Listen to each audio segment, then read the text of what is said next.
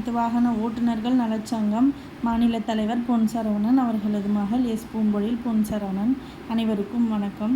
நமது மாநில ஒருங்கிணைப்பாளர் கண்ணதாசன் அண்ணன் அவர்களும், நாகப்பட்டினம் மாவட்ட தலைவர் முருகையன் அண்ணன் அவர்களும் நேரில் சந்தித்து சங்கத்தின் உறுப்பினர் சேர்க்கை பற்றியும் சங்கத்தின் வளர்ச்சி பற்றியும் சிறு ஆலோசனை நடத்தி ஒரு புகைப்படம் எடுத்து தளத்தில் பதிவிட்டு கொடுத்தமைக்கு மனமார்ந்த நன்றிகள், பாராட்டுக்கள், வாழ்த்துக்கள்.